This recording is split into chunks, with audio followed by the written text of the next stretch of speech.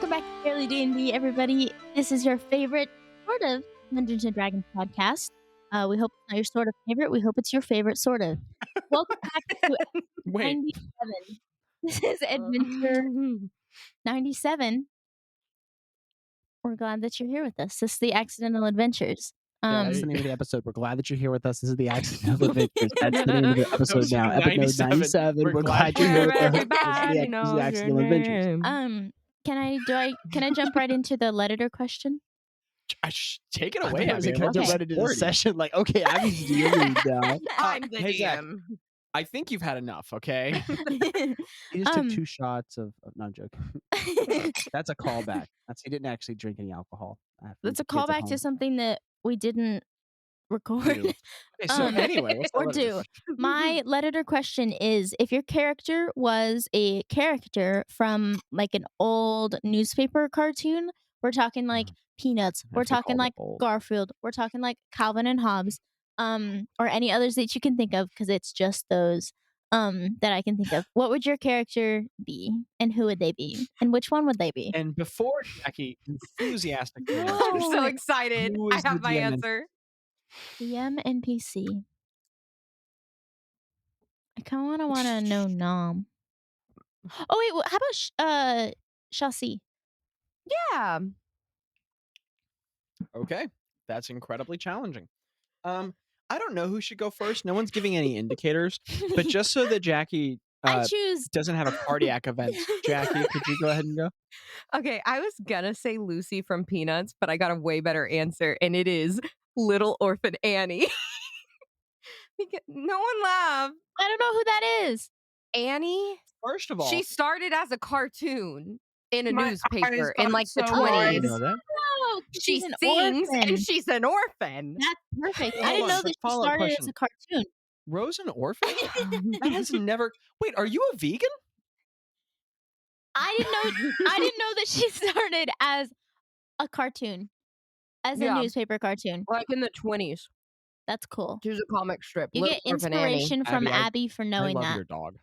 I love my dog Can I too. take Abby's inspiration? Abby inspiration. No. You have Abby inspiration, which doesn't impact the game, but you have it. Who wants to go next? Me. So much Pigpen. volunteering today. Who did you say? Pigpen. I don't know who that is. He's From the Peanuts, the dust kid who's ball always from dirty. Peanuts. Oh, yes. Ooh, that's great. That's great. Pigpen. That's really good. Kriag? Thanks. I don't know a whole lot of comics. I'm not gonna lie, but I'd like to think Garfield. I don't know. I was just thinking Yeah. It that. kind of feels right. It fits a little It bit. fits. Craig somehow has both Garfield and Odie combined, and I don't really know why. No. Yeah. Totally. I know who Craig would be. You know who Craig would be? Yeah. Hagar the Horrible. What? Oh my is that? goodness, Like you? yes. Right? wait, Am what I is not- am I that? So crazy? good.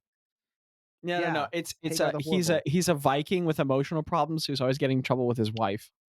Oh, No, wait, you're that's joking. Dang, perfect. Landon. Are you Dang, sure that's Landon. not Wow. Craig? Also, listener, what you guys don't know is that Landon's been getting me these killer Garfield shirts for a while now. Landon, it just occurred to me, like, they're funny and I love them on their own, but are you getting them for me because you knew about my like Garfield book collection? That's what we read at sleepover, Zachary. We would break out the I Garfield thought so, collection, yeah. read them before So bed. when Landon and I were That's kids and we'd so have sleepovers, I had cute. like 30 Garfield books and we would just sit around and read them together. Dude, That's Landon and I were adorable. best buds. It was Yeah. so fun. We were. We had so much We fun as were. kids. Now we have fun as Now we adults. don't have fun. Uh, No. I just got done saying now we have fun. Bazz, what is your comic? Bazz is the guy from Blondie with the hair sticking off the side of his head. Is it Dagwood? Is that his name? Dagwood? Yeah, I want to I say honestly so. don't know. I googled best comic strips and I was trying to figure out which one he would be. Yeah, I think it's Dagwood. It's Dagwood. Um, It's actually Tintin. My bad. I love Tintin. Actually fits kind of better though. Tintin. If Tintin could like murk people, that'd be it. Jaci. I don't think Bazz would be Tintin, You don't think he would but that's be? okay. I don't know. If Tintin could No. murk people or turn into a What? shoe, he would be Bazz. Noah enthusiastically giving his opinion from behind Abby. Bazz Yes. would be Tintin? Okay, Bazz would be Tintin. No one knows Tintin better than I do. Jaci. Jaci would be. Oh my goodness, Landon, help me. What was John's girlfriend from Garfield, the vet? Jill? Something. Jen? I don't know. She'd be John's girlfriend from Garfield. Oh my goodness, it bugs me that I can't remember her name after reading all those comics, but it was a long time ago. And her name didn't come up a lot.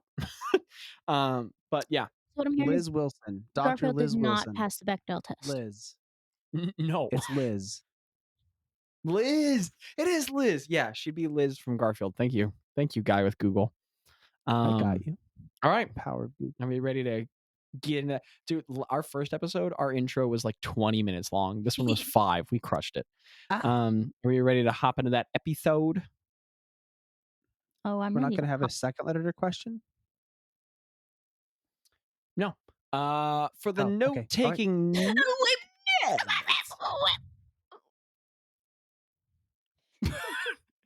Listener, Abby made that truly unique sound and then put a knitting square on her head. 2 knitting Not squares. knitting.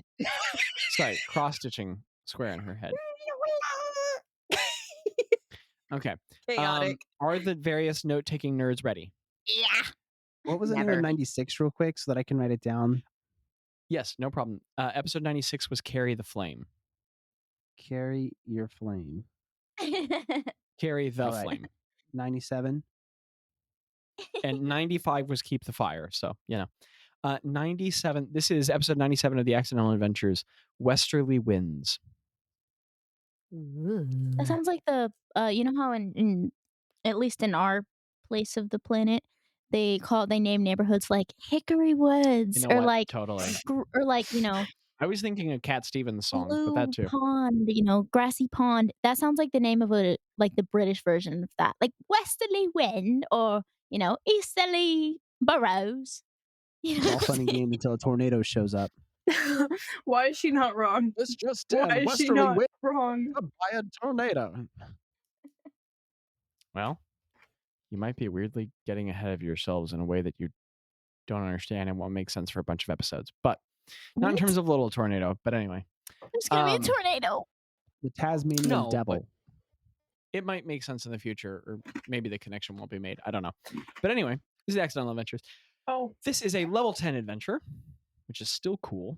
And I still can't believe we're in the 90s and we're finishing up the 90s. Guys, we are about to be in the triple digits of episodes of this campaign. Holy crap. So this is a level 10 adventure. The date is 3488. Police Bubba. I don't like it. And yet here we are.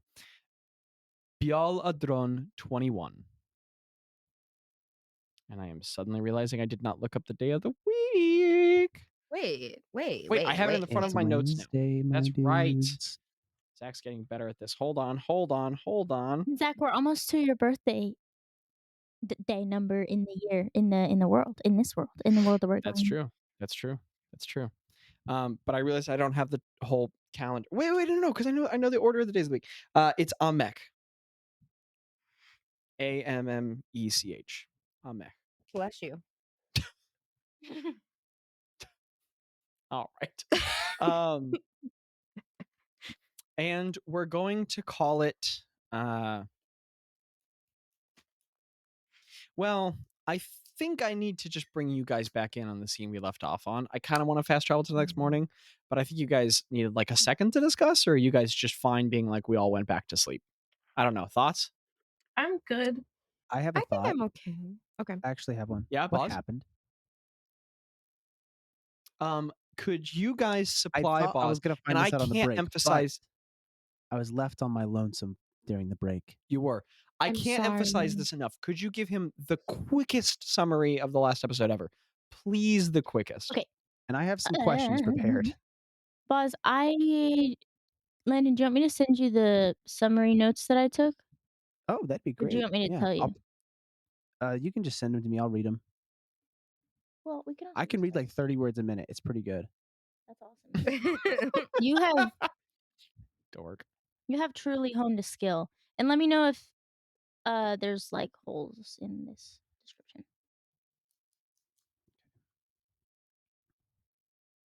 Okay. All right. So Gross Stinky Zach starts the session with us talking to Jaci. It's a bit awkward. The party spends the afternoon napping. I think I heard I'm Mika stinky, fart. but I'm not Craig and Ro gross. work out. Greta and Tello work on Insidiant. This is some weird notes, Abby. What do you mean? Anyway, I'm joking. I added those weird everybody bits. good to head to the next one? You have questions, Lando? No, I gotta read. But y'all go to the next morning and I'll time travel if I need to. So, we're going to call this the 21st, and we're going to call it like, I don't know, 7:37 a.m. As Ro the early riser. No. Who did we canonically have as the earliest riser here? Was it Greta or No, Craig? Greta. No, Greta's the late riser. Yeah. It's I Ro think and it Craig. I think Ro it and is. Craig are the two early risers. You know what? Competing Constitution saving throws. Go. I'm not farting.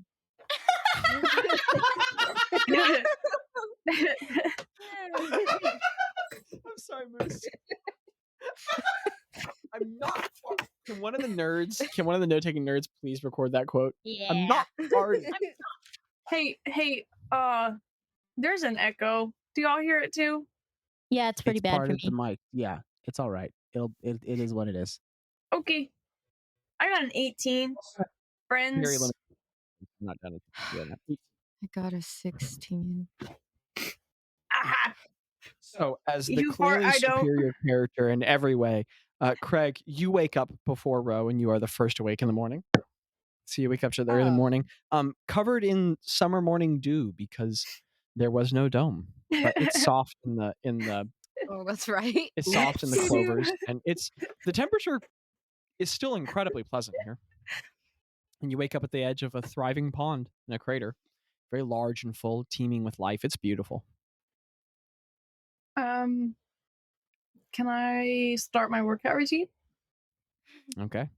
Craig wakes up, stretches before putting your This is armor the on. You just start. time. This is the time that I work out and I do the hard things that Ro really can't do yet. No, Before I love she that. knows, she doesn't know it because she's gonna get there one day. But I Craig, don't think you're she's over ready. there. You get your feet up at the edge of the crater, put your hands down, start doing like downward facing incline push-ups, and you're like resistance curling heavy equipment, and you're doing like deep wide sumo squats for high reps, and you're just like getting this good pump in. And then once you feel like your sweat kind of worked up, Ro, you feel like a pushing on your shoulder, and Craig giving you the familiar like, hey, wake up, it's time for workout. Well, Hey, okay. hey, you gotta get up. Yeah. Let's go. Okay. Get up. I'm Get getting up. up. I'm Get getting up. up. All right. Okay. And then we're like, she's like gets up.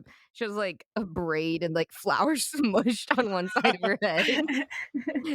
And she just starts like trying to follow what Craig is telling her to do. Can I say that Craig also incorporates yoga into his routines? Why not? I'm gonna Yeah. say that's how we start. We start with Downward yoga. owlbear. Okay. There's Craig, you get a quick cool down with some downward dog and some warrior 1 and 2. And then Breathe Ro in before that. and release all the trauma. Who's Dologoth? Never. Do y'all heard know of that him. vine where it's like the Grinch doing yoga and they're like, And Ro, it's a period of brief and relaxing yoga before you guys are doing lunges up and down the edge of the crater, and your legs are burning and your joints hurt. Yes. Love it. But you can put another day on your list. Sick. And just keep track of those days. And eventually other people start waking up. You can roleplay in the morning, or we can get going with things. Y'all let me know. does Jaci come back with the Oh yeah. the mats. You notice this tall tabaxi woman trimming the trees, and she's like walking around, like touching the trees and Oh, that's focusing on cool. them for a bit and moving around more. So she is back, and you get the feeling that she's probably gotten back well before you all were awake. And she's just uh she's just been doing hashtag just druid things and just waiting for you all to greet the day. Okay. I walk up to her and I'm like trying to be I'm like a toddler, like wiping like sleep out of Rubbing their your like trying eyes to and trying to I don't know if you've ever seen like a little kid that doesn't know how to do their hair, like try and do their hair. That's what she's kind of trying. That's which what is she's wild given your age. she's sleepy. It's morning, sleepy time, sleepy. So she And does that. as you tread across the long walk over the edge of the meadow into the edge of the heavy conifer clearing, you eventually reach Jaci, who looks down at you with those sort of like, again, those eyes that are entirely gray, with very thin strips of green, and then like little kind of tendrils of gold moving through those irises. And she looks down at you with those keen eyes. And I mean, she's a person, but there is a quality to her. Like more than other tabaxis, she's just a little bit more cat. You know what I mean? Like they're all cat people, but this tabaxi in particular, like the line between animal and person is just a little bit ever so slightly more blurred.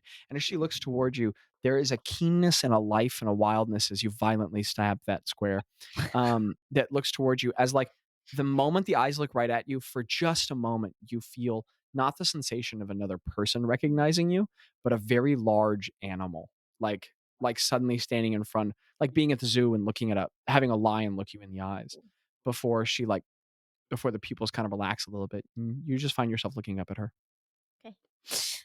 Okay. That wasn't a scare. That was a morning sniffle. Um, All right. no, I didn't say that. DM, I did not say that. I Shasi, don't know who good morning. DM is. How can I be helpful, Gretta? And Shasi casts a spell that violently tries to keep the session moving forward. And she smiles, looking down at you, waiting whatever it's it is not. you have to say. Um, Oh my goodness, I please. uh, I say good morning. Good morning. Uh, she's blinking and stuff. How was your trip? Where did you go? I went to oh shoot, I suddenly forgot the Zechian cities. Ah, dang it. Yes, Ben. Oh, Gaska. No. I flew southward to Gaska. It is moderate city, large to me. Probably not that big to you, but I found their supplies. Oh, thank you. And she pulls this very large satchel from one side and pulls out these long, like sort of curved strips of ivory, a bunch of them, hands them to you. They're very big in your eyes. And then she drops a pouch into your hand and she says, "That is iron dust." It's pretty like heavy. She says, "It was cheap from blacksmith." Ah. And then she drops another bag in your hand and she says, "That is incense blocks." Oh, thank you. Thank you. Okay. So And if there was a fourth thing, she also got it. nice. I don't remember. Nice. So Greta says, I have this spell that it'll protect an area, but it only has a radius of 10 feet. Her eyes look over you, which is very easy. It's the slightest movement of her head. As it looks upward, she says, "This area does not need protecting anymore." Oh. She looks over to the pond. She says, "It is now a source of life. What happened? It cannot be corrupted again." Were you here when it happened? Yes. Oh. I came back halfway through. Oh. So you all have touched the first flame. Is that what it was? Is that what it was? Yes. Huh. Do you know about Sage? Not about the first flame. It is alive. Sage. It burns. There is a fire set in the womb of the world long ago. I don't have music going. Silly, Zach. There was a fire set in the womb of the world long ago. And its heart has beat and grown with it ever since. Many of its embers have been quieted. But Sage, here, it still breathes in the west. I get the feeling that you do know, for you are headed there. The fire. It burns, it cleanses, it livens. It is what burns in my chest. And as she says that, you watch each of those epaulette rings along her arm go, Oh, like cool. kind of like circle with light really quickly. What do you mean when you say epaulette rings? Is that like her? Do you know how jaguars have those like Yeah, okay, semicircle okay. patterns? Those are on her Okay, arms, her okay. overarm. And she says, and like her eyes kind of circle with the flame for a second. And then a big fluffy hand reaches down and reaches down to your chest, for which she needs to bend down a little bit. And she says, "It is what burns in your heart." Gretta smiles and nods. And it is burned across this land. It enlivens the Osgood again. And you see the first like really warm smile from her. She has an interesting quality. You've met a lot of incredible, strange figures. She's very there is a lack of graces to her. She's very stoic, and there's like a confident regality, but she's very lacking in the like. She's often not making eye contact with you, but in this moment, as she smiles at you, there's a very like, I say innocent, not like a child, like unaware of the world, but like it's bereft of. There's no politeness in the smile. No, it's genuine. It's like the smile of someone who's either never or very rarely in their whole life smiled because they were supposed to. And the smile is just very warm and calm. She says, "Forest flame, Barnes, and Yellowbrin lives." She stands up tall over you again. And her height, she stands up over you again. It never feels like standing next to someone overshadowing you. It always feels like standing next to a tree or at the base of a mountain, being near something grand. So, she's just a person, but being near something grand, not that looms over you, but that like grows up next to you. Something the height of which that you feel like if you could ascend up to, if you could climb the methods of her speech, the knowledge she would impart, that you might be higher too, that you might see more vantage. There's an enlivening quality even to her absence of expression. And she just continues staring at the pond with a smile on her face. Have you been in Zedge your whole life? I have never been anywhere else. I hear the world is interesting, and I'm not without curiosity, even to see the land that my teacher of common came from, the Biasta, but Zedge has always needed me. And it's a long flight across the ocean, so. Yeah. I think it's maybe sometimes better to know one thing really well than to know a lot of things a little bit. I will take your wisdom, Elder. Thank you for these supplies. You're welcome. I did not pay for them. Thank you for going and getting them. I get the feeling that you are using them for the good of my Zedge. I hope so. Are you going into town? I actually had a couple things I wanted to get picked up. And Bazz is like a horror movie monster. He is just suddenly over your shoulder. And she looks up to you and she says, "I went into town last night, but if you would like to delay your journey a little bit, I can go back." No, I'm joking. I'm kidding. I'm Bazz. It's nice to meet you. A big furry hand reaches out and she says, "Jaci." My hand is surprisingly just as furry, but none of you know why. There's Landon. He's back. And no, it's just kidding. It's not that furry much. And I shake her hand. Bazz, you've met everyone else. Everyone in the party has met. You've met a lot of interesting characters, but you're also from the Lost Lands, so you're used to. No one else here has as much experience with people of different cultural practices or who would lack the social accoutrement that everyone else here is used to from the more, quote unquote, civilized world. Um, but so it's not that this is like an intimidating or particularly striking or alienating experience, but it is different in the way that once she shakes your hand, she just stares at you into your eyes very deeply and intently for like 20 seconds without moving or speaking. This is Like going to she's sound just kind of crazy, soaking you in. but Bazz, I think for the very reason that you said, he's every once in a while. It's not that common. It's not that common. Every once in a while, you meet somebody for one reason or another likes to do that.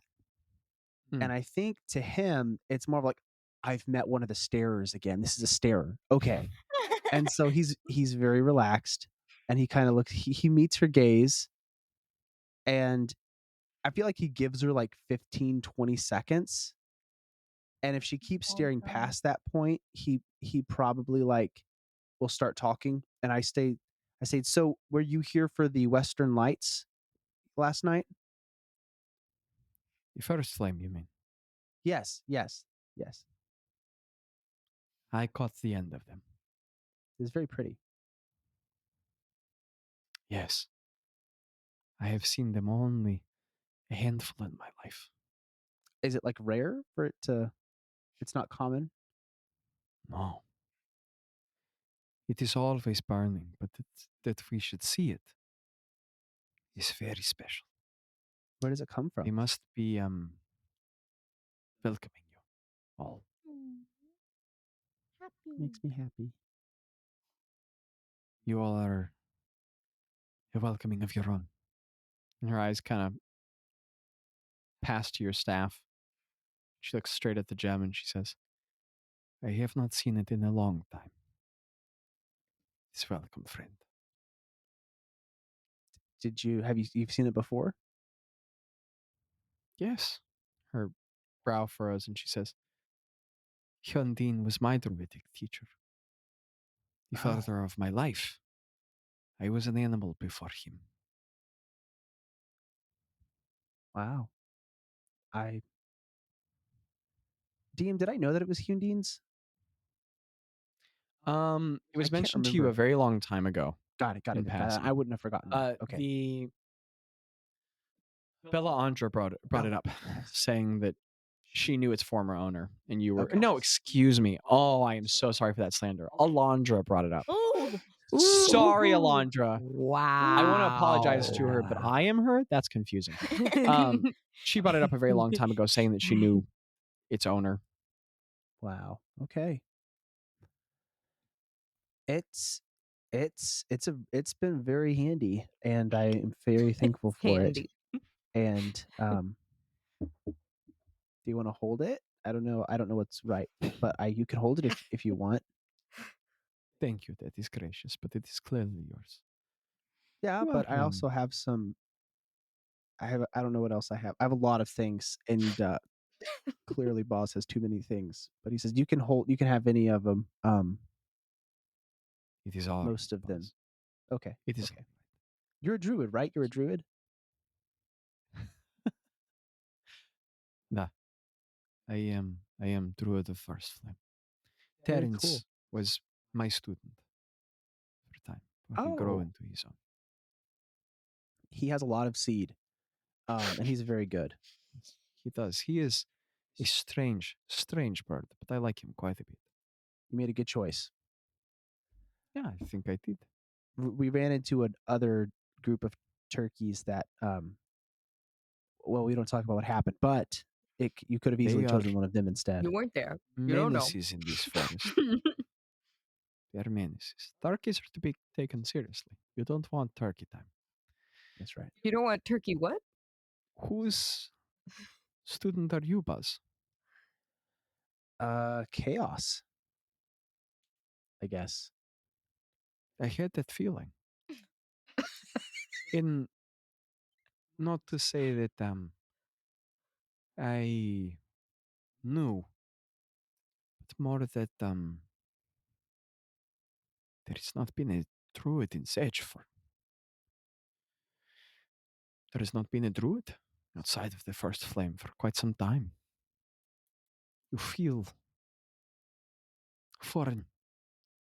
I get the feeling that with you, the staff has returned to a more natural state. Not Oh, not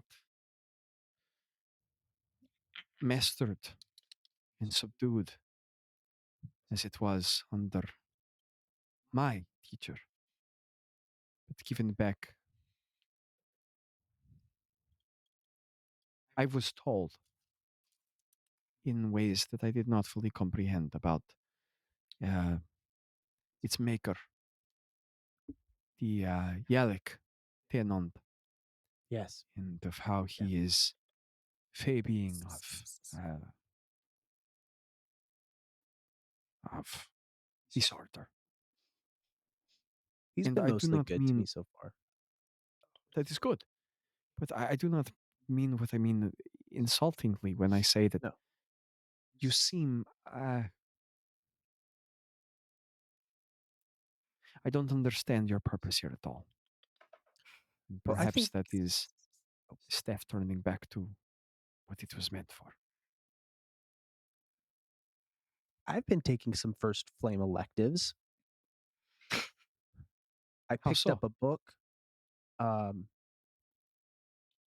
in the place that we were at a while back, and I pulled out the book of the things, and I say, "You can hold this too if you want." And You pull out the journal, and she has that kind of amused, like, oh, okay. And then once you start producing it, her entire disposition changes.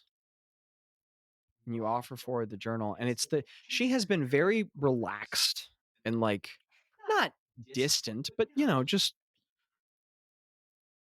not much has impressed upon her so far. Not in a like I'm too cool kind of way, but just like, I mean, she's seen a lot. supposedly this is one of the people who killed Yeppen. Like, you get the feeling she doesn't get struck often by things, but the moment as it gets halfway out of your bag, she takes it from your hands, and she just holds it for a moment without opening it, looking at it in her hands. And as she slowly opens it and softly rubs the pages, she says, "Where did you get this?" From the opalescent tome. "Where is that?" It is a shop in Home oh my Cove. goodness, Home Cove. Home Cove. Home Cove. "Where is Home Cove?" A keen mind. Oh, um, Star. a star. Yeah. Star. "Where is Star?" I'm painting Landon into a trap here on accident. Southeast. Oh, That's correct. South. it is right. Yeah. Okay. Yeah. She he was a nods, keen mind. just kind of stunned and looking distant. She says, "This was to be mine. Used to be yours. It was to be mine. Oh. When my master died, it was hidden away in the temple. And I guess one of his old associates collected it. I wrote some of these with him.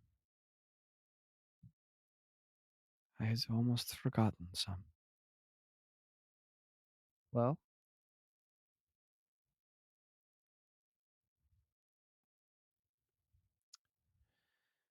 It's yours. Then it's yours. I Some tears kind of spill up in her eyes, and like the way they fall down her cheeks really interesting because they don't run down her cheek like a person. They whisk very quickly away off of her fur, and down her cheek, and she just closes the book slowly, hands it back to you, and says, "The purpose of knowledge is to be shared, not kept. I imagine it is yours for a reason. Forgive me, Bazz. I was so quickly wrong. Obviously, you have purpose in these woods. Welcome home. Thank you. Maybe I you are a respect member it. of our druidic order after all.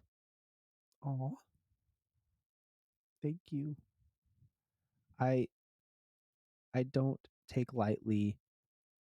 I have met more than a few people who know who owned this book, and the things that they have said about him command great respect. And so I treat this book and the ability to read it and have it and dwell on not just the spells that it has inside of its pages, but the knowledge and the poetry in the beginning and the end very heavily. And it has been the reason that we have survived a few times. So Poetry. and everything I have prepared is fire. So you can say that it's impressed on me a little bit.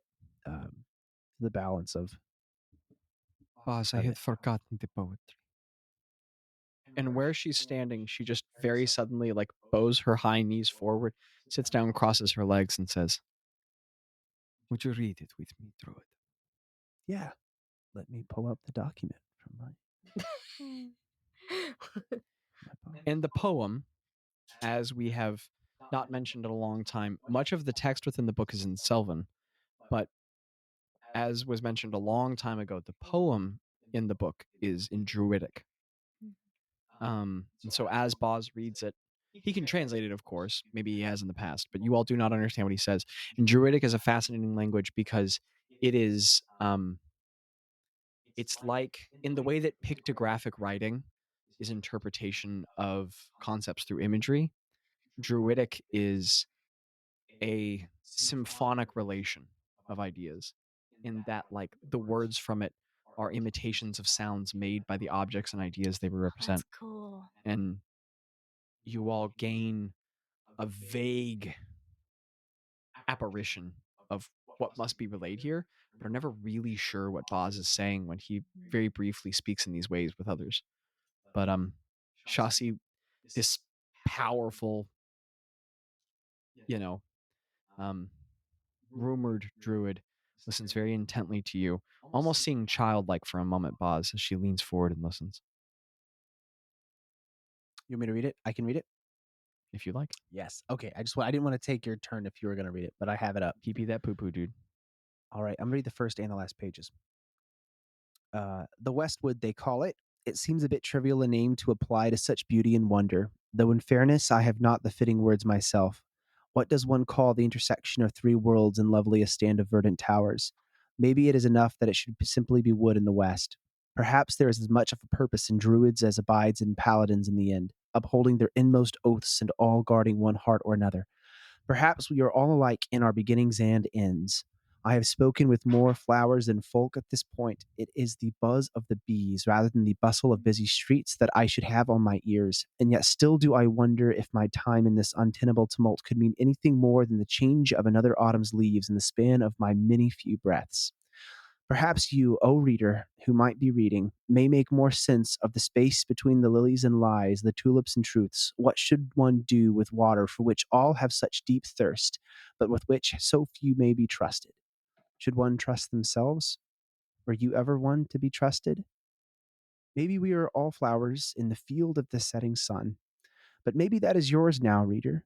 Perhaps you are to tend those fields, and I may resign myself to the peaceful practice of pushing the daisies higher upward. Perhaps I am simply a babbling old kook. Talk to the trees for me, dear reader. I imagine they should enjoy the sound of another voice.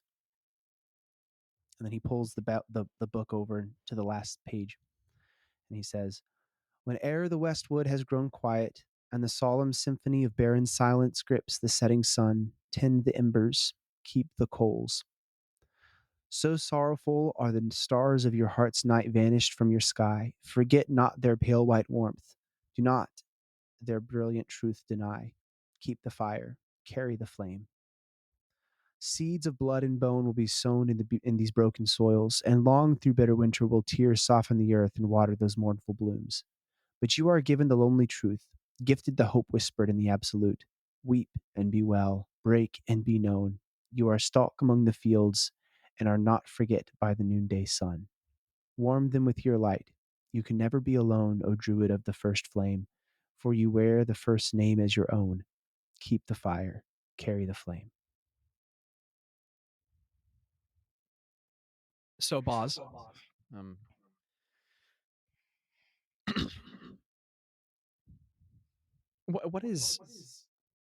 what's Bozz's state and reaction as he finishes the poem? I assume having read it for the first time in a while himself. I don't know, quiet, reverence, calm, proud. Shanxi is sat across from you. I don't know whether or not you said you remained standing or sitting. If you remained standing, she looked up at I you. was standing. Okay, she's just looking up at you. And actually, once you got to the last page, the whole first page, she was listening intently. But when you got to the second page, she closed her eyes. She just listened. And she like put her hands down on the ground, treated them more like paws, and just kind of like kneaded the earth with her claws, listening. And as you wrapped up the second, she pulls her hands out, looks up at you, stands back up to her full height so that she's standing like an inch or two taller than you, which is really saying something because you're tall. And she looks down at you ever so slightly. She puts a big, fluffy hand on your shoulder and says, "Forgive me, friend, that I should assume you were not one.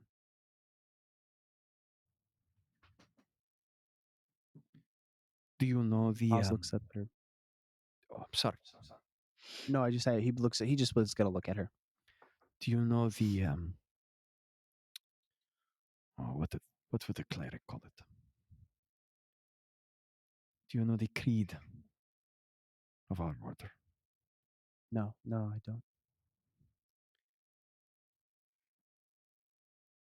Keep the fire. And then she points to you.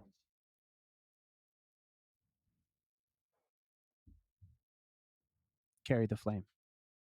And she smiles and nods. No. This is how we greet each other. This is how we say goodbye. For every time we meet, we heat and shift the embers. We warm each other. And every time we depart, we exchange heat that you might carry the flame onward. I am good. I am glad. Sorry, common, not first language.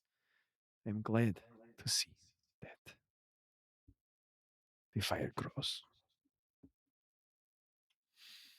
It does. Are you and your number ready to head west? I grab Tello and I say, and I kind of like, if he's not awake, I'm like, hey, wake up. And Tello, who is suddenly there at the edge of the clearing as well, goes, "Sorry, it takes me a long time to get adjusted to the day. Yeah, I am ready to go." Okay. Before, can I say that as They were having their druid moment. You slipped away and did your thing. yeah. Get it, girly. I want to sit right above the cave. I'm gonna sit right above the cave, and I'm gonna like kind of trace through my mind and try and sit like right at the center where we were sitting a couple episodes ago, but like on top of the land. I'm not gonna swim under there and crazy. Greta, as you sit at the lip, the edge of the crater that dips down, and it's kind of like a sheer drop at the edge of the crater to the specific indentation of the cave. And as you look down at the water, kind of focusing, preparing whatever it is, you watch this really big shape swim under one of the lilies, and you watch this huge catfish that was likely summoned into existence by That's cool. or something. You watch it swim in between one of the reeds and decide that this cave will be its home. As it just sort of like That's cool. disappears into the shadow. I'm gonna like follow the catfish like how I remember the cave going. Oh, sick! That's such cool flavor. So I'm like sitting like, and you sit down on the rock above. I sit down like right above the center of the cave. And I want to cast. I'm gonna cast Legend Lore on the whole area, including including where the pile of bones was, Mm. and the witch's cave. Look at it. Okay. Do you want to flavor that legend lore, or are you like, nah, let's get this train moving? Um, You don't have to. no, it's okay. I'm thinking. Mm, And just for whatever it's worth, I am going to try and do my Cool. best. I mean, if everybody's just super into it, itching, and trying to break the rules, we can, but I am always down to respect our 12:30 rule. Okay. I'm gonna. Yeah, I have a. So she's gonna sit down and like arrange her. She's gonna light her incense and just kind of like make a pile of the components. And she's gonna bring out her sketchbook and she's just gonna start drawing like the Eye of Ioun over and over and over and over and over. Mm. And eventually, I'm gonna say that like as the magic starts working, because it takes 10 minutes. So like maybe after like a minute or two, she's just sketching the Eye of Ioun over and over and over. And then eventually it's gonna like turn into her like the notes don't come into her brain, or she doesn't hear them as words, but like she just starts like sketching them out or just writing the notes out. And that's how it comes into Excellent. her brain. So at some point, it quits being you writing and you start dictating what you're hearing and seeing, and your eyes kind of roll back into your head. And that Go ahead. and that vague illusory line of that like third eye appears over your forehead as your like head kind of loosely rolls back and you're kind of like rocking back and forth faintly. And you are casting legend lore over, to be very specific, The whole clearing. the entire clearing. Okay. Let me get those details exact. And this says that the spell brings to your mind a brief summary of the significant lore around the thing that you named. I'm assuming that some of that is what we just experienced, like with the fight and with the pond. So if that's it, then that's cool. But like, don't feel like you have to And as re-say a that. quick clarification, just to make sure that you know this about the spell, the 250 incense is consumed, Mhm. not the ivory strips. Oh no, I didn't know that. That's cool. So you have a ton of ivory strips now. Yeah. Okay. Greta, as your mind is rocked back and forth, you see thin layers of earth. And you feel like you like sort of lose yourself as your eyes roll back and you rock. But in your vision, you are sitting where you are sitting, and you wake back up. And you can tell it's a vision because the edge of the clearing is gone. It's just smoking mist of like pale tenderless blues. I kind of want a change of music, but the only other one I have is super dramatic. I'll take it. Let's see if it matches the tone. It's spoopy enough. We'll go with this one. And Always as choose being dramatic. as the trees disintegrate into mist, you find yourself like kind of sitting where you were and your eyes roll back, and you find that you're sitting on the crater, but it's domed over with dirt now. Very soft or malleable, like it could be easily moved.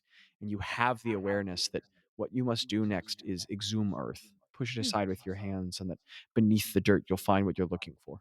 And in the real world, back outside of this vision, you're just sitting there rocking, like without looking, dictating what you're seeing, and Can I say actually that it's not like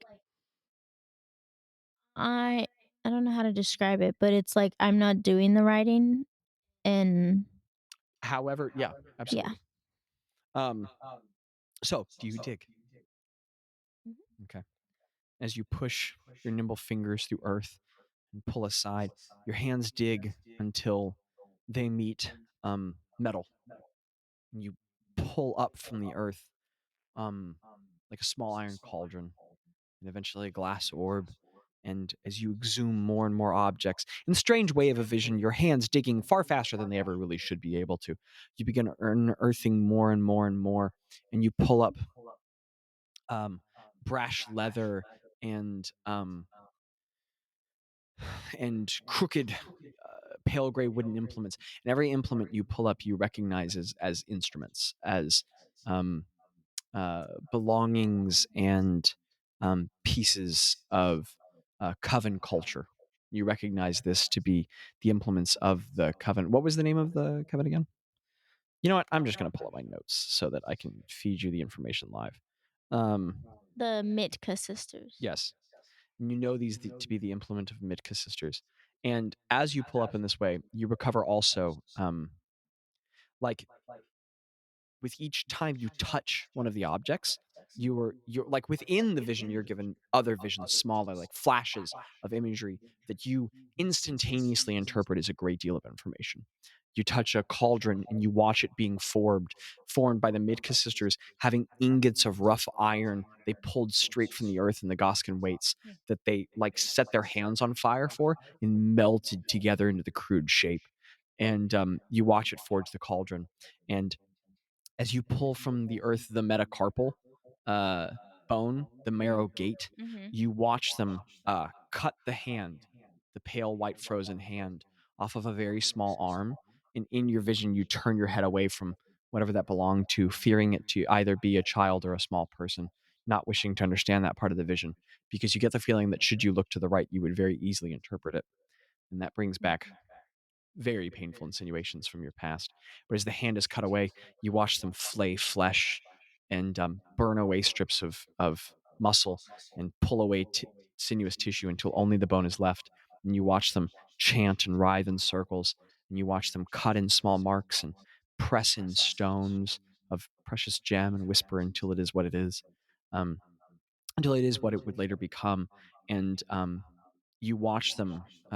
You watch one of them uh, step out from a tree. You watch a tree split and break and crack apart as it vomits their shape forward. Mm. You recognize this as a mode of transport through powerful magics, often beyond individuals of the coven. Um, and you recognize that one of them was likely walking to Vithli through a tree and then stepping back, not through the magics of a druid, but through the very powerful magics exhibited by Gadri Yaga, the Had Queen.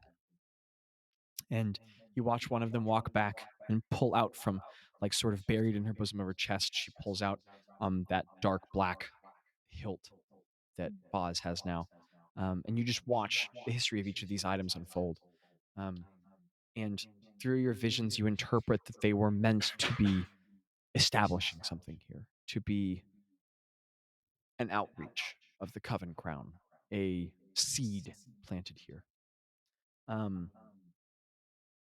Eventually you run out of objects that you're digging out of the earth there, and you're compelled in your dream to dig deeper, and you start kind of digging a hole around yourself as you move further down into the earth, and eventually you pull out something soft. As you pull it up, it's a broken arm, and as you pull it out of the earth, it's lost connection at the shoulder. It is a very long dark gray blue arm, the tendons and muscles spilling out of the shoulder joint. As you pull it away with its heinous bent fingers and its gnarled long nails, you understand the arm to have belonged to one of the sisters, and you feel for a moment your eyes see her last vision, which was her soaring through the air on a broom, flying over a turkey person that she has just frozen to the ground with ice from her hand. And there's a moment of triumph as she soars over before a huge stone object occludes all of her vision and just floods her vision, and everything fades to black. And you pull out a lower jaw with teeth still connected. That's like the tongue still wet with either blood or spit under your fingers. You can't tell. And as you pull it out and kind of shudder as you do, you see the vision of one of them thrust down to the earth by an immense, shadowy, dark figure overhead. The boot of which crushes her lower legs as this huge blue fist reaches down, lands on her torso, compresses the chest with a huge crack, and you hear this huge booming voice speak in a language you don't know, but that you've heard Ro speak giant before. You hear in giant a bellowing threat you don't understand before the next palm reaches down and just collapses the skull. Um, and then eventually these visions cease, and you feel compelled to dig deeper. And as you dig deeper, you find visions of that same huge figure, covered in scars, bleeding deep blue blood from wounds. And you watch him drag himself across the clearing, arm over arm, through the dirt, like clinging to life, blood spilling away from him in gushes like an oil spill from a drum. As he pulls himself over to the edge of the crater, you watch him turn over onto his back and take huge heaving breaths, each of which push more blood out of a gaping wound in his side. And you see frozen charred ice all across his chest and a broken axe hilt in a gaping hole at his side. And you see huge claw marks traced down the sides of his head, expose the teeth within his jaws. They split his cheek apart and pull down his neck and his chest, splitting his armor. Huge claw marks, like the size that could only be made by a dragon, as you watch the individual lay on his back and heave, staring up into the sun. And with that memory, you pull up like a shard of like armor, huge and thick, like it came from a giant. And as you dig further still, you dig to a layer where it's like as you pull through the earth, you see more vision of level ground in an open meadow, peaceful and luscious and beautiful.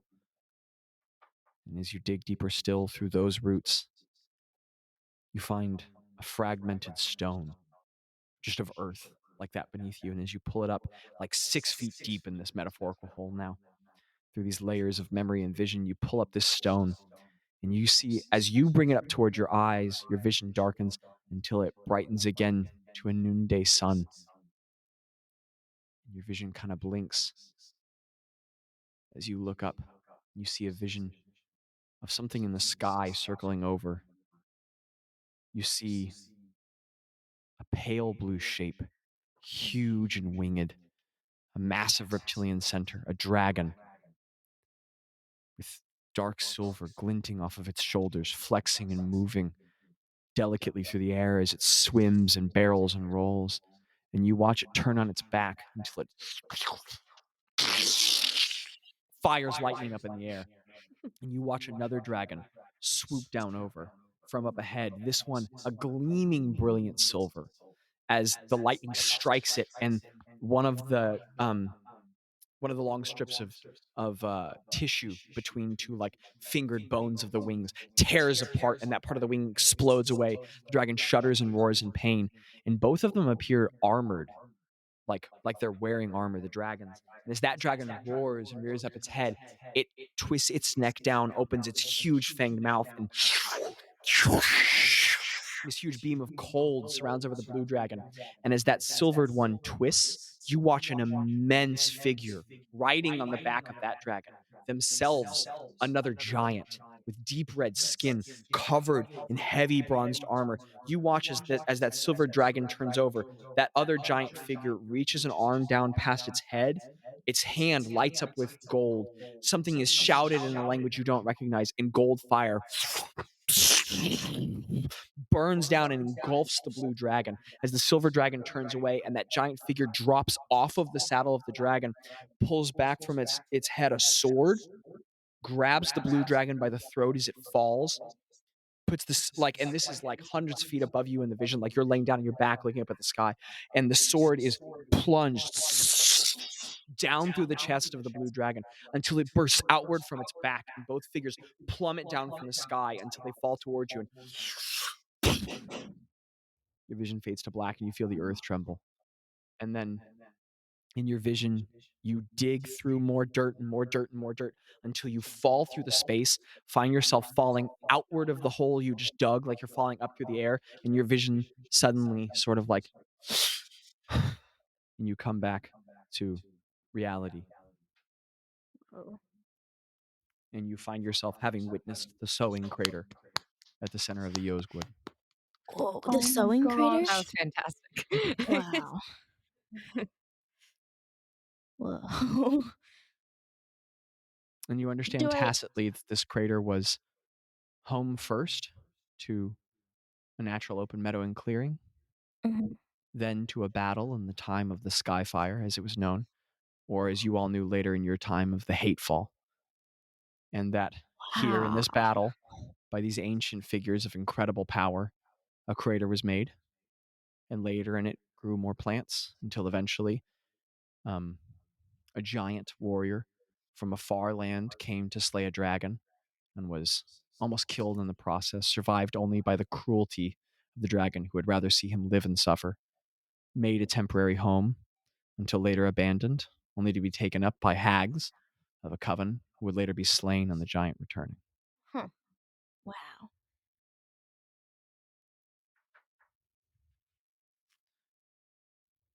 I write all of this down and I say that if we go ahead and leave, I relay this to everyone as we're traveling. Okay. That's so cool. I make sure that Jaci hears because I feel like that would be interesting to her. Maybe Shaci's she already mind-blown. knows. Okay, cool. And there's a conversation as you explain all of it. She takes it all in and nods, seeming to put many things together. Wow. Ro takes down a couple notes, This is possibly about a song. Oh, that's A be so future sick. song. Oh my god. Oh yeah, read the Oh. song. Oh, that's so cool. That's crazy. So that's such an important place. I hope it's like happier. Wow. I guess it's. I don't, huh. That's cool. Thank you for doing that, because I that doubt. lore would have never been discovered. Thank you for that was awesome. I just always accepted that'd be something no one would ever know. But It was sick though. That's crazy to think that like dragons from the Hatefall made the crater. That's insane. 2 dragons and a giant. That's crazy. Walk into a bar. That's just a crazy battle too. That's awesome. So the conversation continues for a time, and as the revelations are made peace with, Jaci says, well, are we ready then for your travel? Mhm. Um, h- how uh, how long is the journey? Do we need to change shape or? I would recommend if we were to walk, it would be not quite a month. Oh, But I think flying should be better. okay, yeah. You have a druid among you. I assume he is capable of flight in the past, given his power. And I can as well. Ah, cleric. Bard. Bard with flowers in her hair. You play an instrument. Yeah, she holds up the lute like timidly. Okay. I don't understand its contribution to flight, but that is wonderful. Ro plays a little thing and does and like prestidigitation and Ah. confetti. It is no. And I'm Ro, like- it dawns on you for a second, like, wow, this lady lives in the woods. She does not know what a magical bard is. I got some connections or something with nature too with my magic. That's great. Good for you. And It's like that's so cute. Ro shoots a look at the boss like, no problem, Lando. So Jaci nods and says, it is 6 days flight. Okay, Wow. yeah. I assume you need to stop every time. Yeah, probably. Okay. I can go about I mean I know Bazz can do his thing, but I can go about a total of 3 hours before I have to. Excellent. Well, follow me. And then she just does that thing again where she bends down, lifts her arms, and just suddenly like folds in on herself and re-expands to this giant owl and just takes off. How into the big clear. is the giant owl? Like I mean that's like big, right? Like 8-foot wingspan, 9. But like could it carry like if we Oh yeah, if we excuse turned me. into And the as same she flies thing. away, she grabs Craig in her talons and just. And Craig, your stomach is pulled into your chest as you are just flown away into the air. I'm gonna turn into the same thing Awesome. that she is, except with rose purple eyes. And who do you grab? I'll look at Gretta with like my little, and I was like, like I'll move my head a little And bit. it's a like, cute little head movement, except it is the dead, expressionless face of an owl with its empty void of purple eyes. It's kind of jiggling its head at you. I kind of like nudge you I like a nod. dog. Can I jump and like fly on your shoulders? Is that possible? Yeah. Greta can climb up on your Yeah. back, pull I on, do that. and then Yeah, Rose just kind of bends down to do it. and then Tello nods and looks at Bazz and says, "Please don't make me run." You've been running through my mind all day. New ship. Or I read maybe that I book. should. Sorry. I don't. That was awful. Okay. All right. Just he just lifts his arms up defeated and goes, "Just carry me." What would you like? I can turn into. You can choose. Do you have a request? Let's go with one of. No, wrong accent. He goes, "Let's go with one of those because they're flying away and I think we're losing them." Okay. I turn into. Can I turn into like a giant goat with wings, Zachary? No, you cannot. Can he ride me like a goat Pegasus? Oh, but he could be an owl bear. You can be a flying Yes, 'cause owl bear. it's an That's not animal. real, Owl Owl Zachary. bear was a real thing. They don't fly. You could be an D&D? owl bear, but you can't be a goat Bazz, with you wings. turn into okay. a giant flying bird, and I turn into a sturge. It's a giant Then flying snake. Sturgeon. How big is that? Is it big enough to carry someone? you do the thing and you fly away and you have Tello. Okay. And That's not big enough. I do the thing. Yeah, okay. Have you ever had a druid that like kind of messed up with wild shape, and they like in their brain when they're trying to do the spell, they think of two different animals.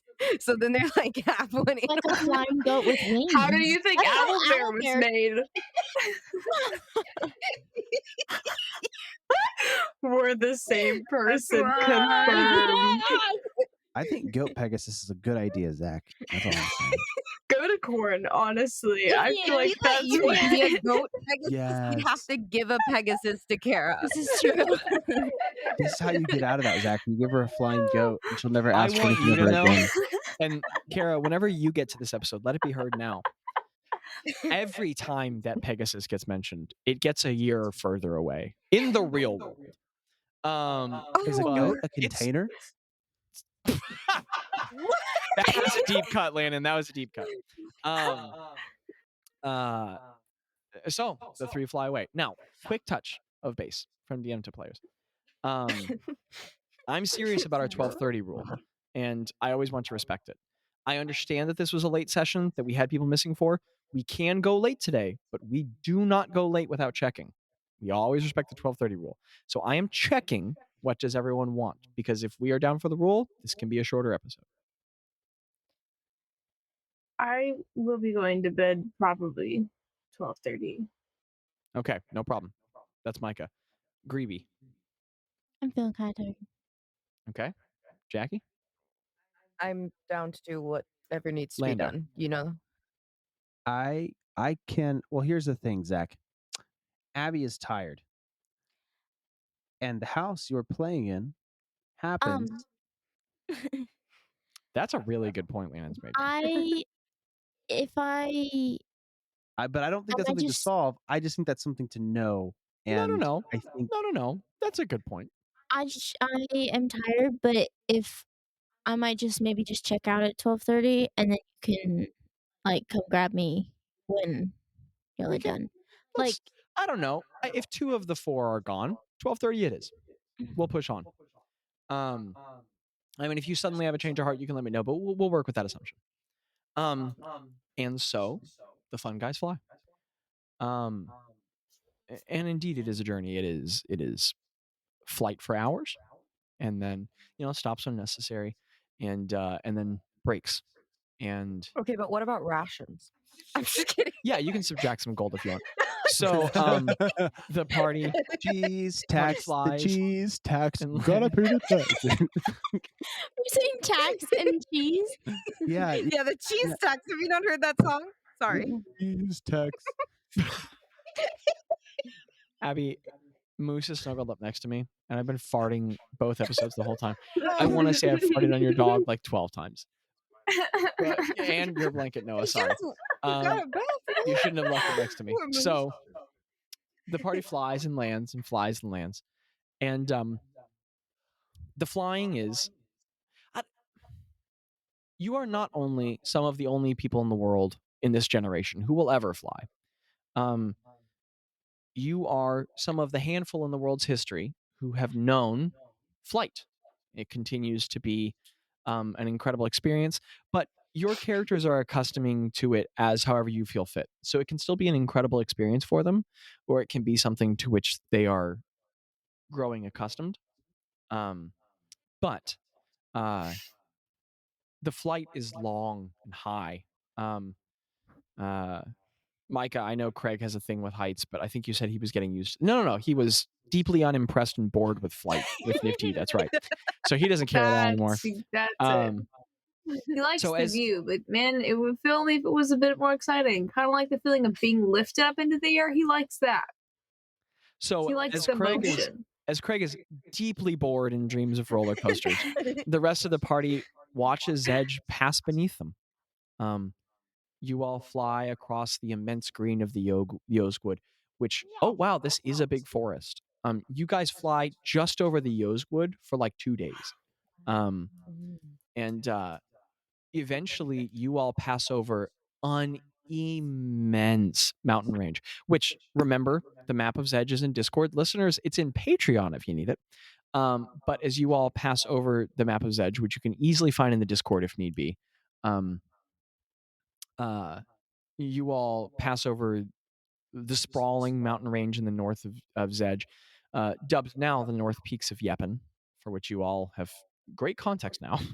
And they are huge and high, and even in the height of summer, they are a series of colors across the day, beginning at their further west portions as dark browns and an impossible smear of detail in grays filled with strips of green, and you all can see even from this height covered in waterfalls as the snow melts here in the summer and sprays down into the rivers that pour all over Zedge.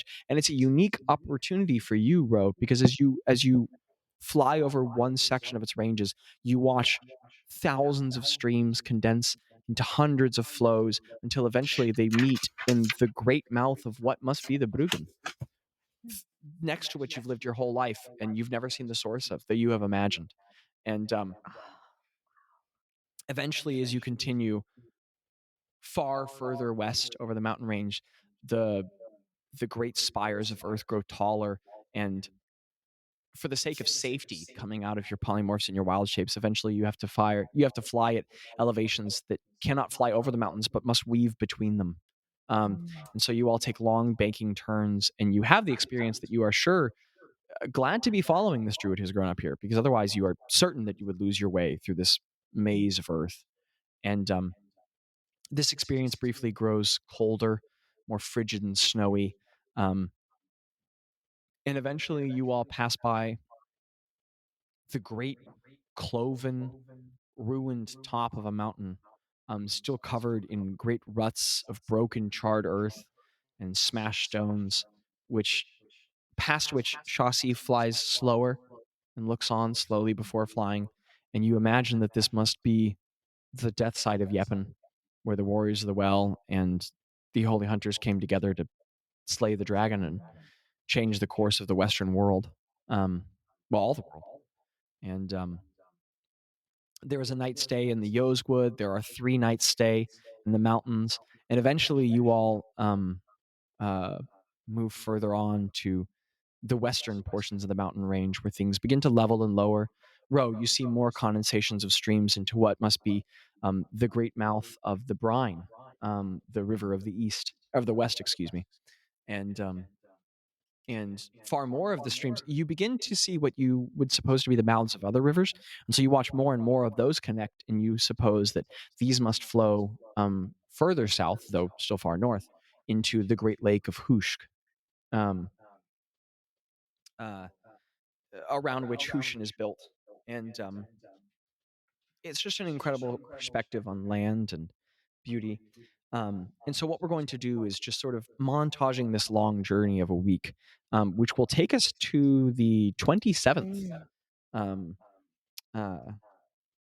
me write that down.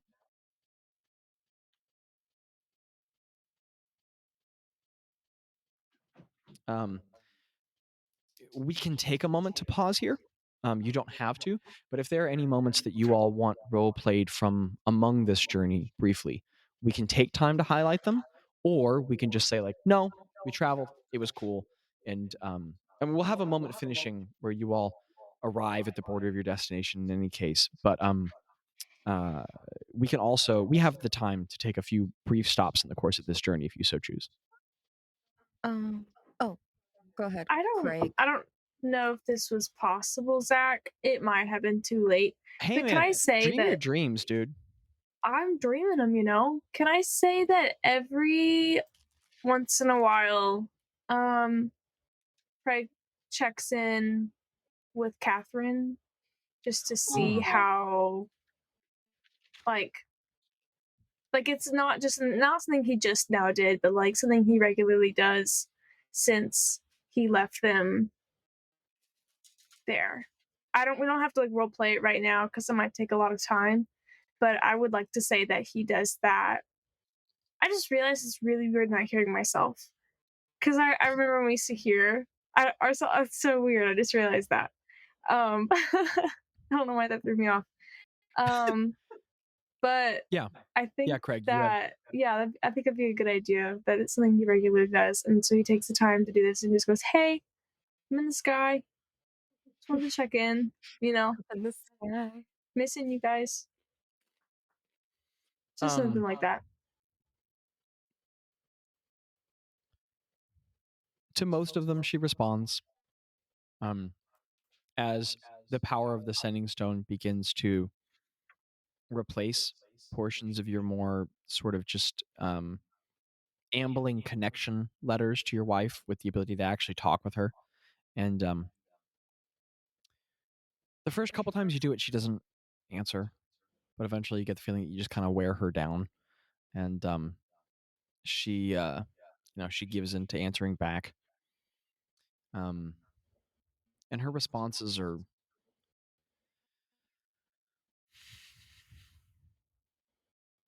to someone who didn't know you both, they would seem polite, if brief. To you, you can feel the distance of them. The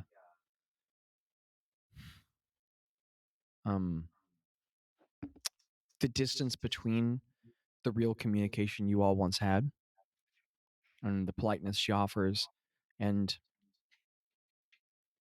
it feels good to have her actually talking to you, but you're also aware that coming from someone who has such a gift for really saying things, she is saying so very little to you.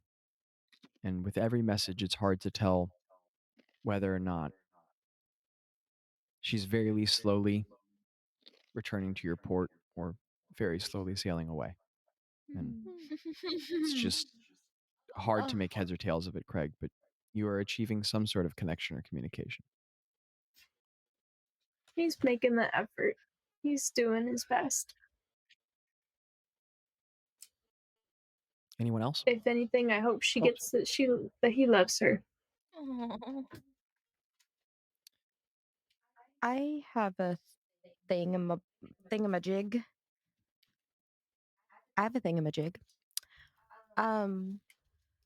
One of the times that we like stop, obviously, to make camp or whatever, I go up to Jaci and We'll say that this is one of the midday stops in the mountains.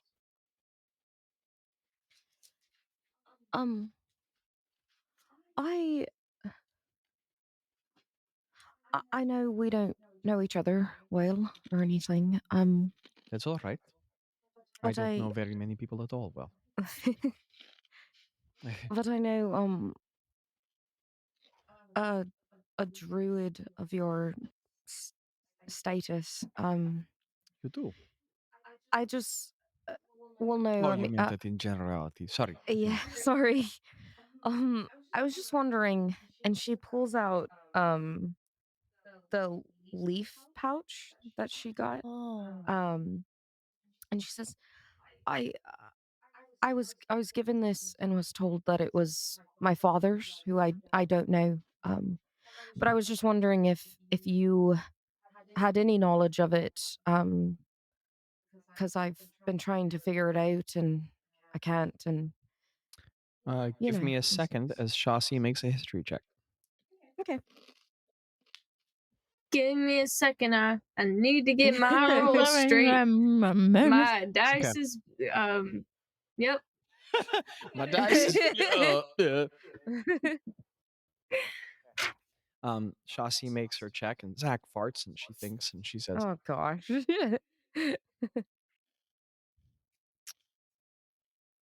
I'm sorry, Bardic friend, I'm not familiar. But I believe my master was. What? I believe that Hyundin spoke briefly of folk emblazoned with such insignia. The druid who came before me, Hyundin. No, I know. Can you? I'm trying to figure out the accent. Sorry, Zach. She said, I don't know none of that, but them druid who came before me, Mr. Hyundin, he said he knew something kind of like that once. It must have been something he knew, but I ain't know that. That's not me. I don't know it. That's what she said. Shafi. Cool. Okay, so that accent lands. Got it. Yeah. I think we just learned something about Jackie, but please keep going. I think it was just because you were quiet is why I couldn't understand it. Whatever you have to tell yourself. I appreciate it. Sorry, You're welcome.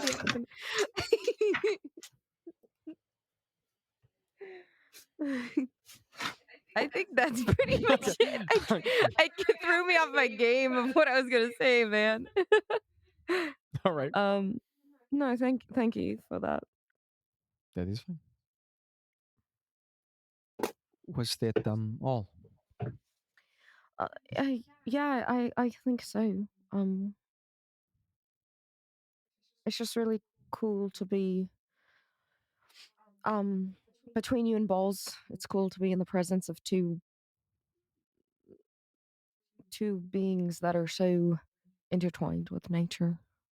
I've always felt drawn to it, but didn't understand until I met Balls. And You are not druid. no, when I met Balls, I had never seen anyone else like me, and she points to her flowers. He told me that I'm something of a half dryad, I believe. My mother, she was a halfling, but I don't know what my father was. Ah, he's right. Half right. From Lost Lands. Supposedly, I was born here in Zage, but yeah, I don't know. I'm sorry, not more familiar. It's okay. It's cool to know someone from here in Zage. I was born and raised here as well. I know at least that insignia is druidic, triadic. Maybe the two are. Hyundin used to tell me that the word druid comes from dryad. To be druid is to be of dryad. And that druidism began in the Lost Lands. Wow. I imagine that if you have answers, your druid friend could help you find them in your home of origin. That's what I'm hoping. If they're anything like Balls, I'll be honored to be in their presence. She kind of trails off looking at the mountain for a bit as Zach attempts to overcome the tickle in his throat, and he says, You all seem like good family.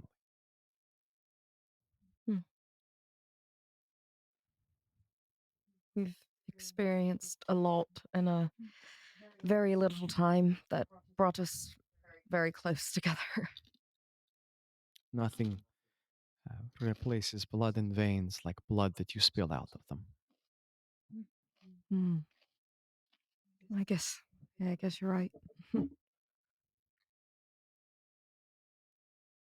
She nods abruptly and just walks away. Again, lacking the social graces sometimes. I think Ro just kind of sits there for a while and looks out onto the mountains of her home that she's never gotten to actually experience. Anybody else got one of them moments they want? Gretta, Bazz, y'all got a thing? You're making Miss Shpagoober. Just had to say Yeah, that. I do Sorry, miss go on. Shpagoober. Hi, guys. Shpagoober crawls out from one of the crags on the mountain. His head turns around. I Hi, miss him.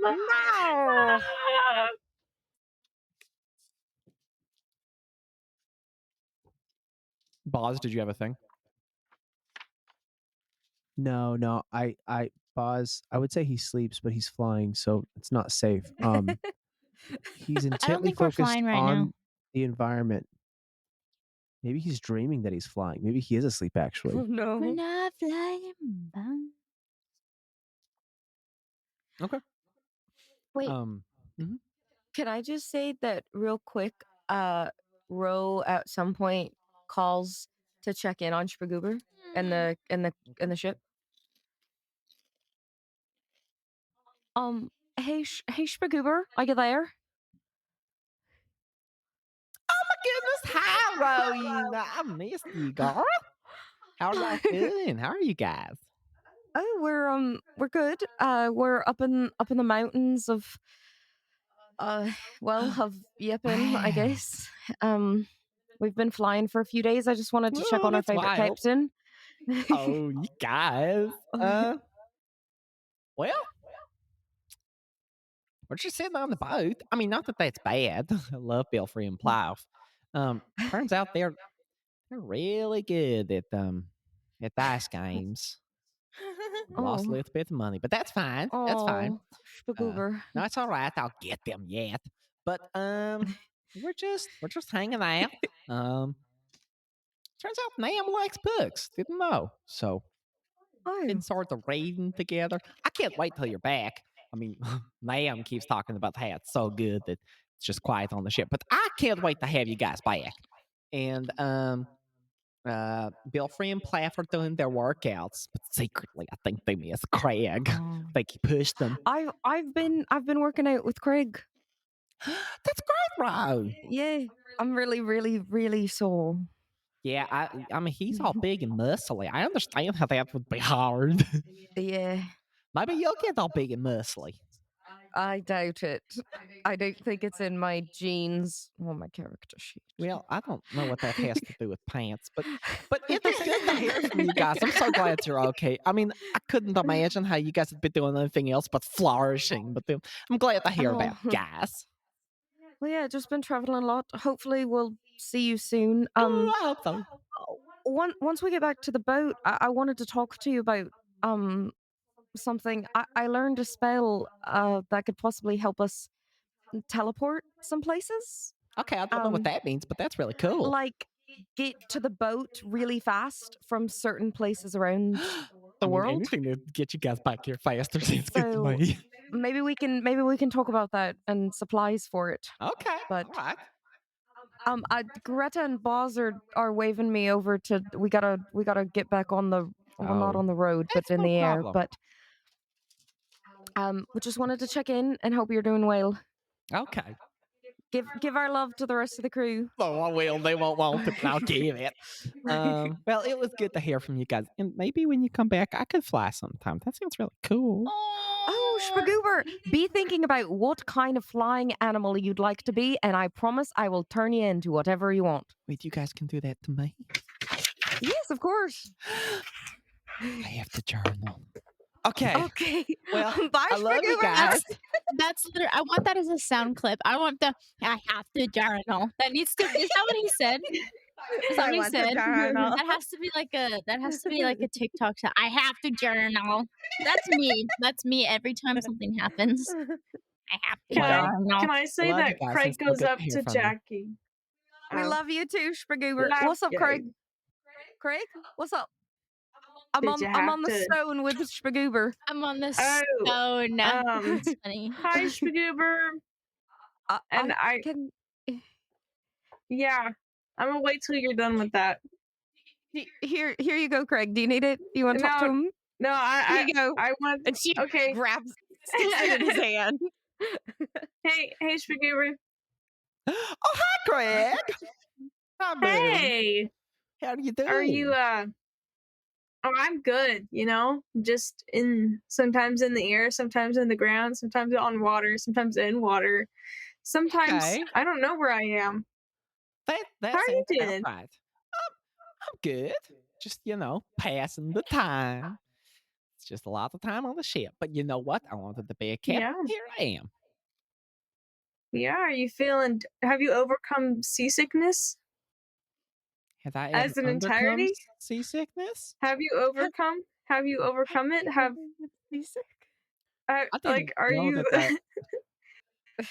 like? Craig, Are is you this immune one of now? your jokes? You got me. Oh, you're so That's so funny, great. Harvey, bud. Got me.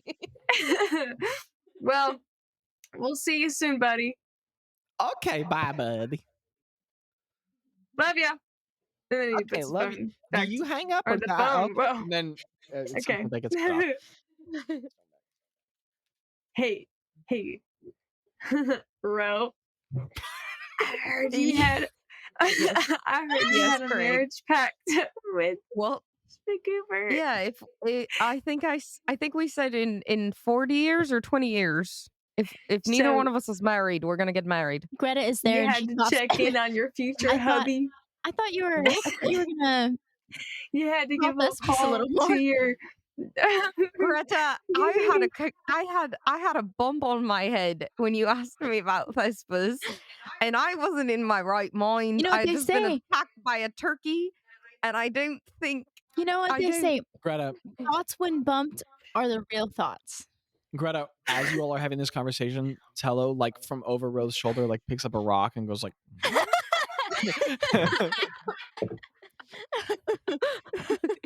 I say, wait till he's around, buddy. Then we need to save our cards. Ro, you hear them start talking and insinuating in the way you don't understand. And Tello just winks at you, throws the rock over his shoulder, and goes, "Oui, ha, baguette." And in that snippet of conversation, the party guys, continues on.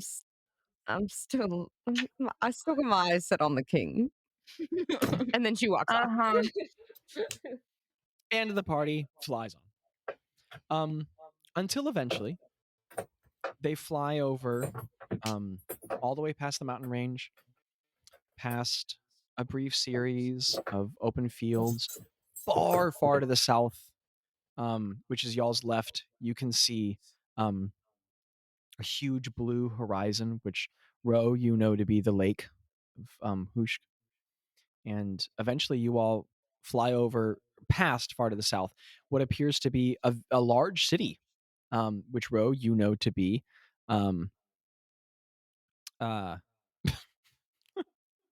Mika. You all fly over the city which you know to be Hushan, which you've never visited. A huge city. You've always wanted to, but you all keep flying past.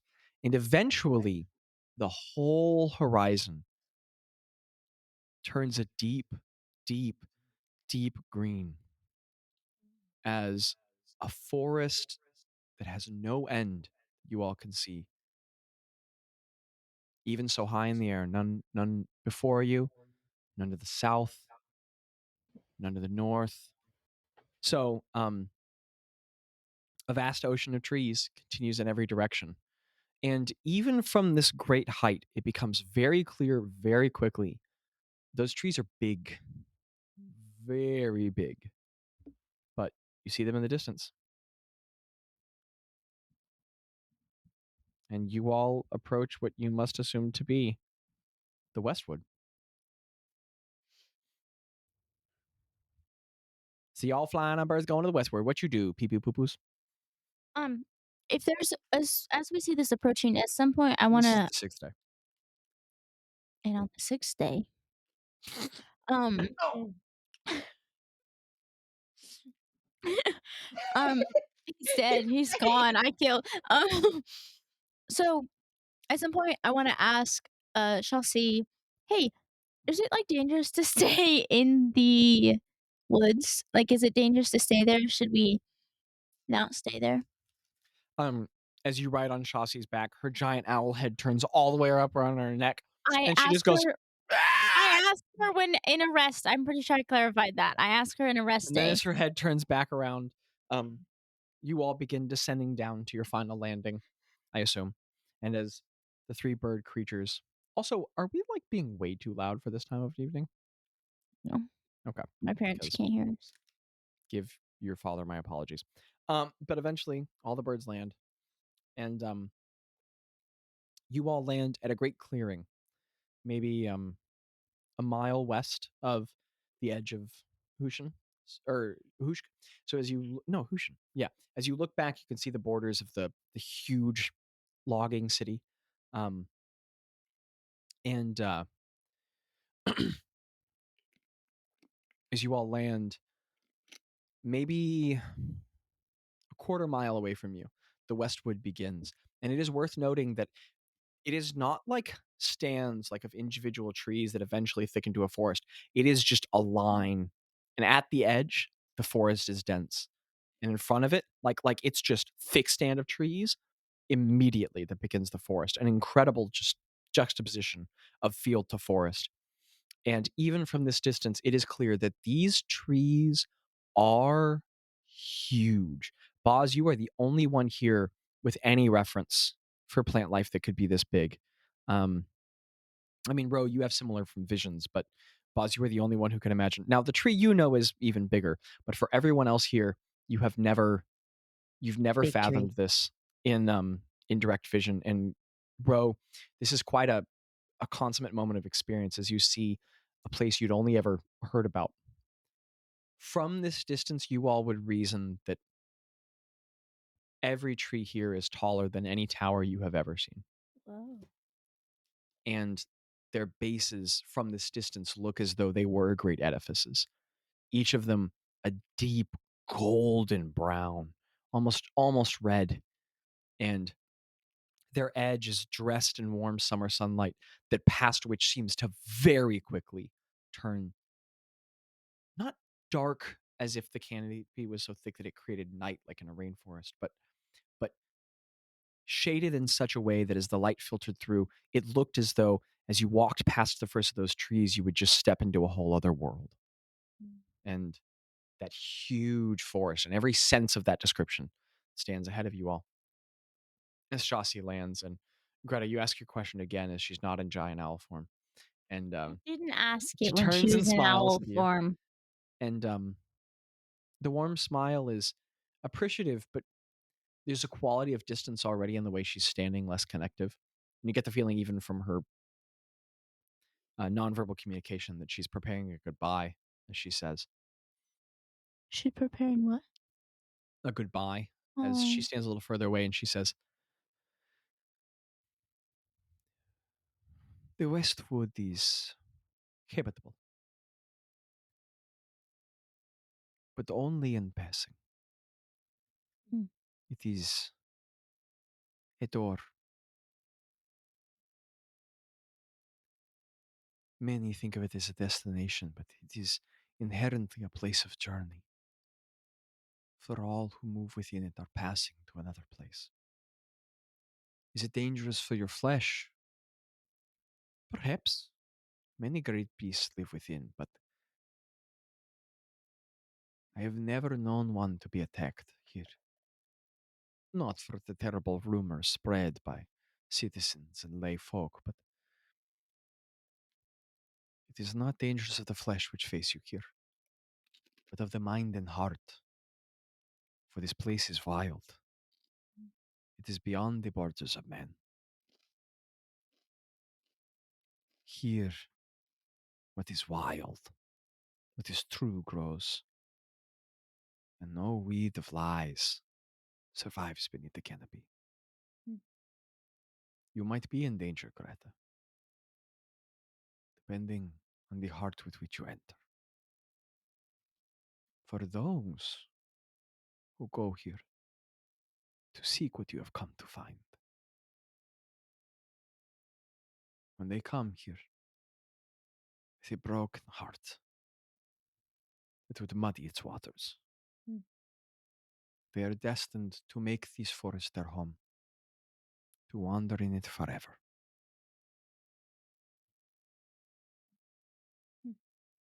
Thank you. Thank you. You're welcome.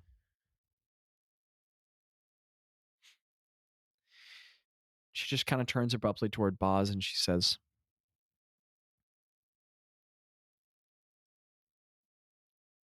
It is good to bring a brother home. I did not know that I would be doing so. Good luck, Druid. Thank you.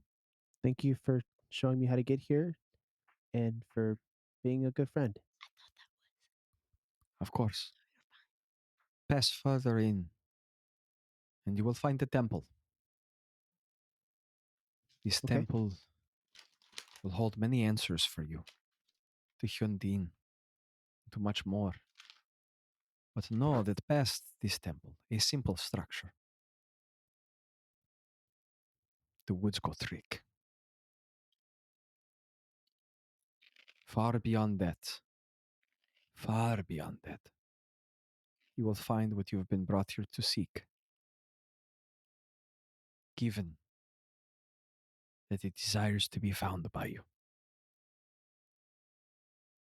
But once you pass beyond the temple, there is no guarantee of your return.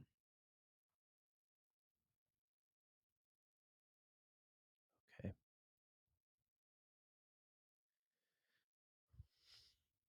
Okay. Keep the and fire. she just gives you another one of those long looks. Did you hear me? Oh, sorry. No, sorry. What'd you No, say? I said I nod and I say keep the fire. She smiles and she says, Carry the flame. and she like nods to all of you. And then very unexpectedly just like collapses into the ground. And for a second you're like, oh, what? And then like Bazz finds it first, knowing what's happening, as a snake just like Oh, that's sick. like through grass and disappears to greenery. Into the Westwood or back the other way? She goes a direction. You don't know it. You can't perceive it. Your stats aren't high enough. You don't have the skills. You don't know. Your keen mind can't remember. Time and space fold in on themselves. Your lungs collapse. Your kidneys grow larger. Your kneecaps turn to the back of your leg. You don't know. And you all stand at the border of the Westwood. This is entirely where I had planned on ending, where you all can have a brief moment here. I don't know. Do the do. What time is it?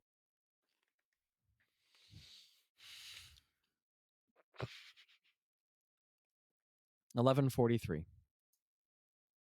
In the morning? Mm-hmm. Yeah, that's why there's daylight. Sassy DM. Somebody gave him too much sass. Do that Fire party for do real. anything, or do they just poo-poo?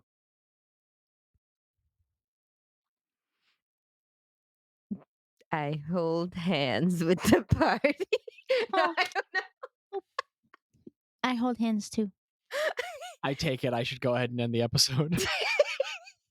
I grab Greta's hand. I start like shaking I it hold like my own a. hand. I hold my own I hold- hand. I reach out a hand to Bazz. I say, I hold my own "Bazz, hand. Bazz." And Until Greg Tello- is falling asleep on the grass. No. But I I hold grab both his Tello's hand. This is DMing. Right I here. hold This is- both Tello's hands, both of them. With one hand.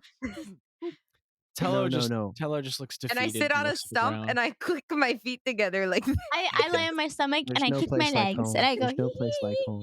There's no place like home. Again, as the fun guys flail at the edge of one of the world's great natural wonders. And so Those trees are so tall. They're so we end the episode. We end the episode with Bazz holding both of Tello's hands. Tello looking just kind of confused, but accepting his reality. Craig standing completely motionless, still staring forward. Ro, looking, just sitting down on the ground because there are no stumps here, kicking her legs back and forth, clicking her heels, and Greta laying down on the stomach, kicking her legs, flailing her arms. She's like, tiptoe through the window. As the party has what can only be described as a bad trip or a good trip, I'm not sure. We leave the fun guys having their bizarre moment of gravitas. I think I can turn the music off. Listener, this is clearly We the accidental. love you. We love you. That was episode 97. Patreon's cool. Thanks for listening to the podcast. Clearly, we all need to go to bed. I think we should have just ended at 12:30, but that's fine. Anybody think of anything important? I loved the moments in this episode a whole lot. too. Getting to learn more I about the love- First Flame and the Mythicus sisters. Zach broke some westerly wind.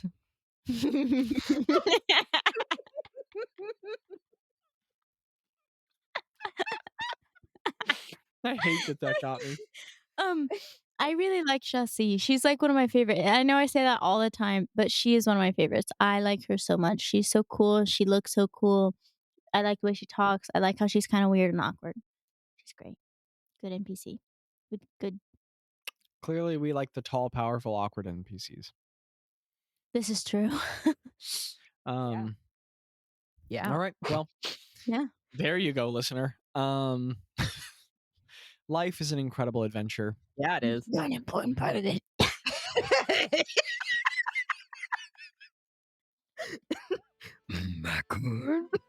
I was hanging from a roof today, and I still can't hear.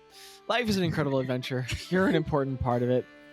Everybody together now. Skibbity wop. Wop, da, da.